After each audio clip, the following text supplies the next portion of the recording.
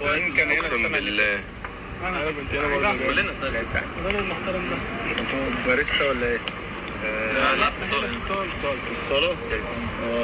يا اسطى بجد انتوا السنة اللي فاتت جيت قعدت هنا 3 مرات.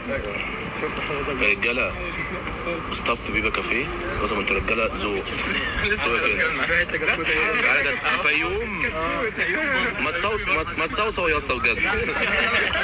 بقول لك ايه ده الفيوم بجد. والله فيوم. بص كلهم بيضحكوا بيجاملوني.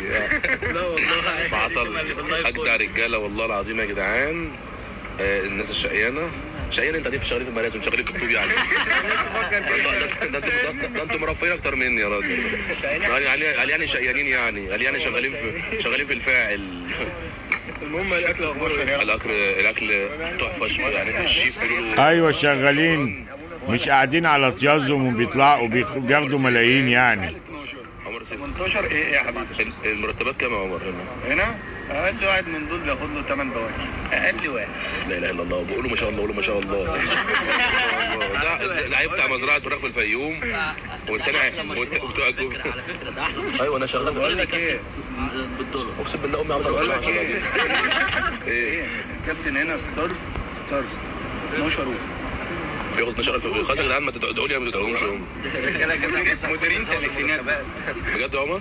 وطالع ده المديرين. احنا جينا ان الراجل ده بياخد كام اللي لابس ابيض ده؟ طيب ستارت 12 يا جدعان اي عروسه يا جدعان في ما بياخد له 16000 17000 حصل. بصوا يا جدعان بصوا يا جدعان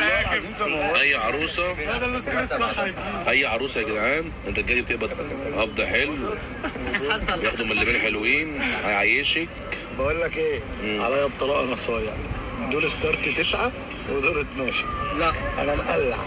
لا بصوا يا جماعه لو اقل من كده كام؟ هنشتغل في 8 عندك اسمعني بس اعلى 9 ولا يعمل 10 يا اسطى في لا سيبك من التبس. في 3000 واحد بيتفرجوا 10 كويس 12 ساعه.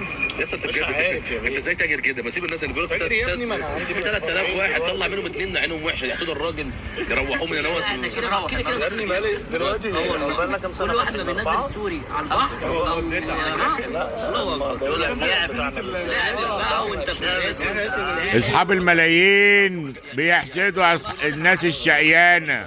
قعدنا يومين في السكن تعبانين كلنا اصلا. جالنا تسمم من ايه بقى؟ من الفيوم بقى جاي لهم فرقه انفلونزا الطيور دي.